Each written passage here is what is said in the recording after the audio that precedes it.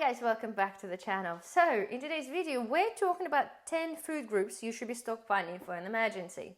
If you've been prepping for a little while, then this is probably not something that is new to you. However, if you are new to prepping or new to the channel, then this is something that might be of interest to yourselves. I must say a huge thank you guys, because I had about over 900 of you have joined my channel in the past 3 weeks, and I have been bombarded with emails and social media questions guys, because in some areas you're really unsure really where to start prepping. Yes guys, there's a load of information out there that people say you have to buy dry goods and you have to buy tins and many other things, and I totally understand how overwhelming the whole prepping journey is. However, this video guys is designed for things to be stockpiled on the top of your tins. This is the 10 categories, and I made this in the 10 categories because the prepping journey is a vast one, and the things that I suggest you have and many preppers suggest you have is more than one option of a specific thing, and for many reasons of course. So without further ado guys, let me go through the 10 groups here, and I will tell you as well at the same time how you should be storing them for a long-term storage. So guys, without further ado, I'm going to start with the first thing, and one of the main things which many potentially do overlook, and this is actually water. It's the biggest thing, but I have a smallest water bottle on the display, because half of those things here guys, without water, mean absolutely nothing. We need water to live, and of course we need water to cook our dried goods. So water is number one priority, and I cannot stress this enough, especially guys if you watch the past recent news in terms of the water contaminations across the UK. Is a lot of this going on, and having a stockpile of water is should be number one priority. If you don't have the space guys to stockpile water, invest in the water filter or water purification tablets, and know how to harvest your water if you have to. I've done the videos on this, on the water purification, so I'll put the link up there so you can have a look if you're new to the water preparedness altogether. But water would be number one on my list. So guys, number two, it probably wouldn't come as a surprise, but we're talking about the grains. And I have here guys just a selection of grains. We'll have some oats, we have some mixed grain, I have some rice. Rice being number one what preppers normally purchase. However, think outside the box, okay? You can start with rice, this is absolutely fine. You got to start somewhere, and then you can build up your pantry with other options, because food fatigue, believe this or not, even in an emergency guys, could really get you down. So to have a selection of things will really give you a variety in potentially tough situations. So here guys, an example, I have much more than obviously here on the display, but I have been preparing for a very long time. Rice, I have the mixed soup grain, which is really good. Yes, it's got some pulses there as well, but it is very good. Oats, again, they should be on your list. Oats is a grain, believe this or not, is a cereal grain, and it is absolutely perfect for many things alongside not just your normal porridge. You can make a lot with it, and it's full of carbs and full of vitamins. It is very good for us. So number two on the list guys, and it kind of comes with a number one close together, it's actually the legumes guys. So basically beans, peas, split peas, lentils, there's a huge variety. And again, you got to understand, this is we're talking on the top of our tins. You can buy tinned beans, obviously tinned lentils, you can buy many of this stuff already ready. However, we're talking about the dry preparedness and the long-term storage. Things like this guys, right, you can buy pretty much any bean, okay, in a dried form, and you can pick them up in the small bags or you can buy them wholesale. The same thing goes with the peas and the split lentils. There's a huge variety available. I choose to pretty much stock majority of the options available purely from the food fatigue point of view. However, you have to start somewhere, so pick one of your best things. Pick the beans that you prefer to eat the most, and pick some split peas or lentils, whatever, and start with that. So when it comes to the storage guys, those do require pretty much similar storage options. So I have a tabs here because this is my immediate pantry. This is not my long-term food storage. So basically they can sit in your pantry in your little airtight containers, and absolutely fine.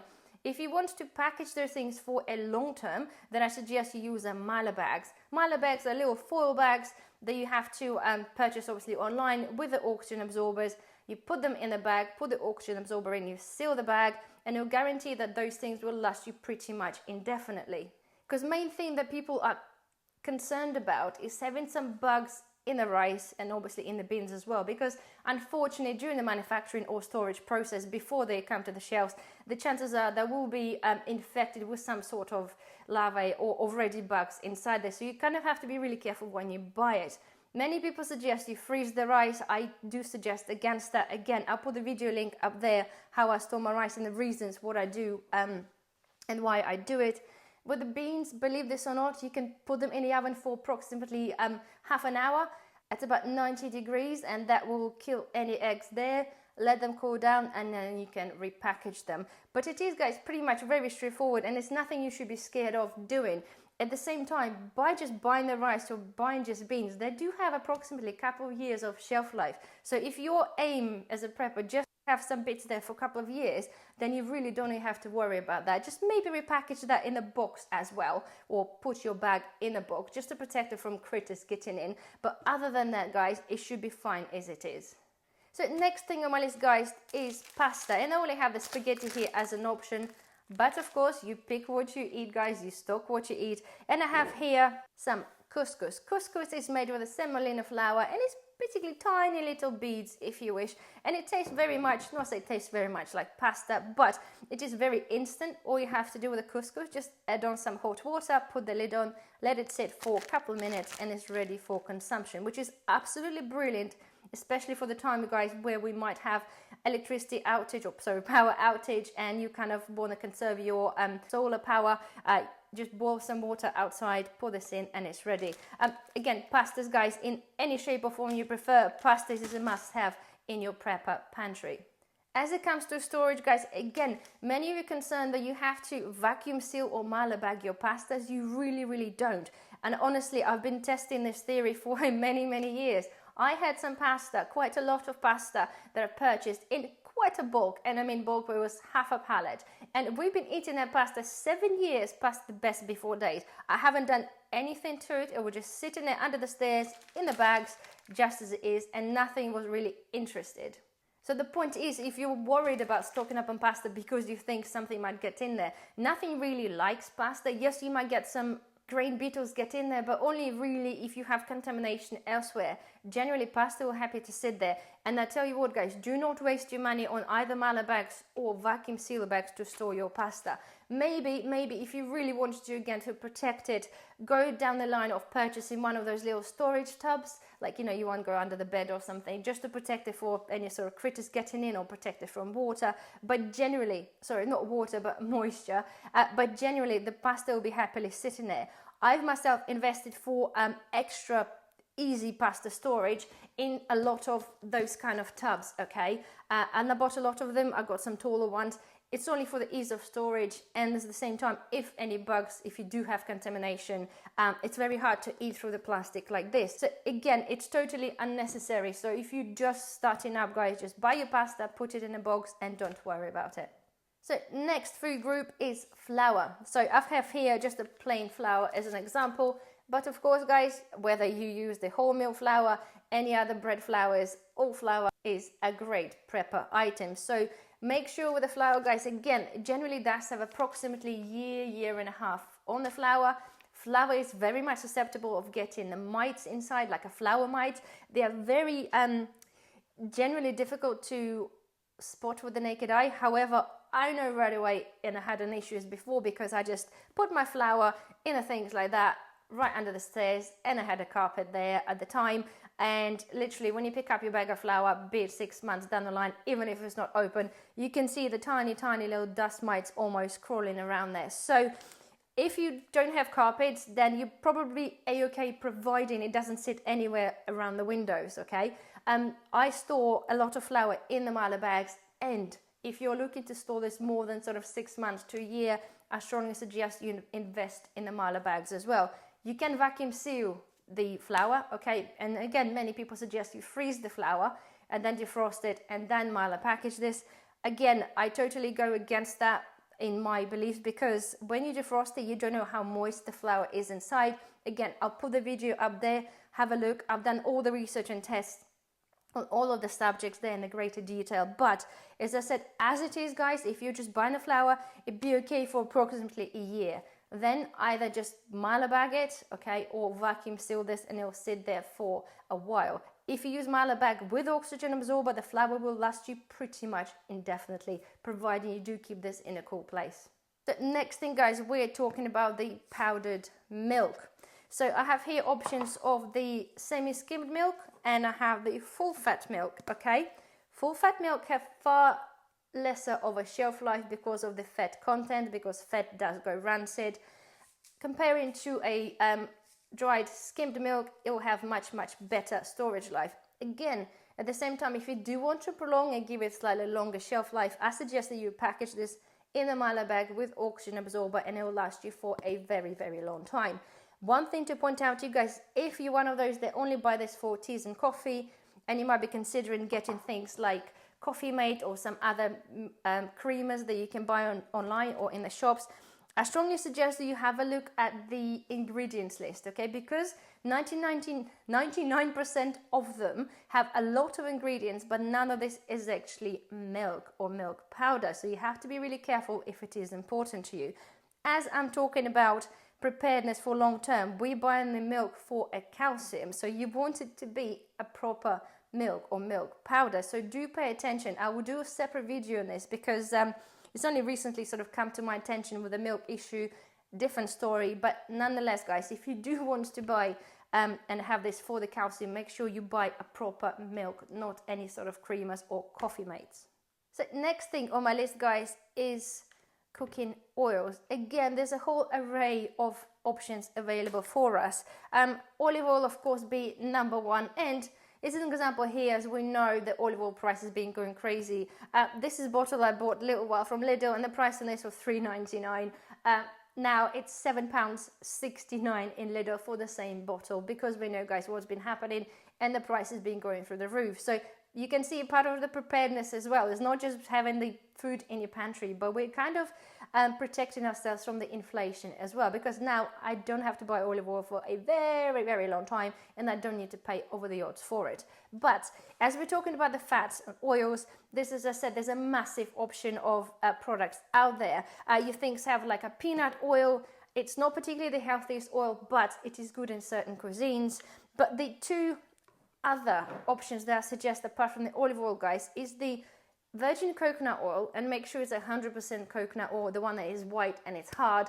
It's shelf stable, it lasts for ages, it's good for your hair, it's good for your skin, and it's good in cooking.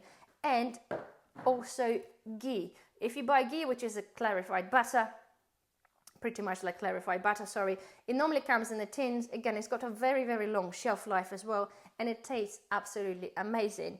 Again, it is up to you what you prefer using. So if you don't use ghee or don't like it, or don't like any oils or coconut oils, then get olive oil or any other oils you prefer. Avoid highly refined oils because they're not really good for you. But at the same time, guys, I do suggest to have a option of a variety of oils. Again, I've done the whole video, which I put the link up there, healthy fats, or the fats that are available to us as a prepper and their shelf life. So if you're interested and you want to dive into that subject further, then please have a look at that video. You find a lot of information there. So next thing on my list, guys, is sweetness or sugars. I have an example here, guys, Demerara sugar, but of course I have a lot of white sugar. It is fairly cheap as well, and again, I do a lot of home brewing and a lot of home preserving, so I stock a lot of sugar. Many people say sugar is bad for you. It is in the big quantities, but if you do preserve or brew, sugar is something that you must have in your pantry. Even if you just like a little bit in your tea or coffee, it is something obviously you need to be stocking. So options are there, guys, and again, don't limit yourself just to the sugar. There are options there, things like, you know, the golden syrup. Yes, it's not particularly the best. It got some other additives there, but it's still a sweetener. And of course, one of the things I would suggest is honey or maple syrup. But if you do consider, guys, honey, do try to find a local honey beekeeper, because you'll get a really decent honey, because honey in this country is not regulated, and it gets dissolved with like things like golden syrups and sugar syrup, so you will lose a lot of the health benefits if you buy something that is not particularly decent. If you just buy this for the taste of it or for the sweetness, then that's fine, it's no problem at all. But if you do buy this for the health benefits, then I do suggest you purchase a decent honey. Right, next thing guys is salt. We all know guys, salt again is something that we need to have, because when we're looking at all those foods, to be able to give ourselves extra flavor, then salt is an absolute must. And again, it's must for preservation, whether you do salting or you do curing, or of course you do pickling, you will need salt. And salt is a really good butter item. Again, there's a whole array of salts available, and yes guys, I've done a video, it's called Salt 101. I'll put the link up there, and then literally we're talking about all the varieties of salts available to you, their benefits, and how do you store them. So do have a look if you're interested. But normal table salt I wouldn't advise, but it does have anti-caking agents in there. I would suggest to use like a kosher salt or sea salt, but again, have a look at the video and you can make your mind up. But whatever salt you have, just have some, and you'll be grateful you have this when you need it. And the last thing on my list guys is herbs and spices and other seasonings. Here I have a selection. I've got some cumin, we have some stock cubes. I have a very nice one from Lidl. I know I show this to you all the time and I go through a lot of it. It's a Polish all-in-one type seasoning. And I have here as an example some dried rosemary.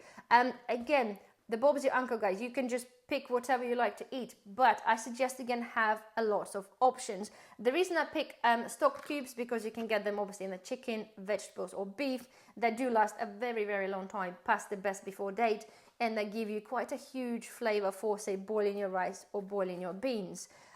Cumin, I picked that as well because it's actually not so much per taste, but the really health benefits that it does give you. But again guys, there's so many herbs and spices out there, and a lot of them do offer you really good health benefits. If you're interested, I have a whole array of actually 2 cupboards worth of herbs and spices. I'll put the video, yes, up there. You can have a rummage and you can see basically what I have in my storage for the herbs and spices. And of course the dehydrated herbs, if you grow your own, you can dry your own, and you can have obviously store them for a very long time. Storing that, again, it's not a big deal. You know, it's so much cheaper guys if you do buy stuff in bulk or dehydrate your own, and they will last you for a very long time. You do keep them, this is a plastic jar, it'll sit there fine for like 6 months. It's no problem at all. Sit there for longer. The worst is going to happen. They're just going to lose a bit of potency. However, for long-term storage, I do have them in the jars like this, glass jars, sitting there without oxygen absorbers. They really don't need any of that. So long as they're airtight and in a cool, dark place, they'll be absolutely fine. So yeah, just to point out one more guys, this is not just limited to this. Anything you can add on to your food to make it more palatable, especially if you're just eating beans and rice, you'll be really grateful for. So that's that guys, this is my top 10 list of things you should be stockpiling for. Again, just to point out to you guys, this is by far just the beginning. This is something to get you started on the top of your tins already. The whole preparedness journey is a long one, and it is my statement guys, it is a way of life. And I've done so many videos covering guys how we teaching you how to preserve, how to grow. There's loads of the information available for you to kind of progress your journey further. However guys, this is, I think, a really core of prepping items you should be stockpiling. So anyway guys, I do hope you really enjoyed the video. Please don't forget thumbs up, subscribe, it really helps the channel grow, and I'll hopefully see you in the next video. Bye bye.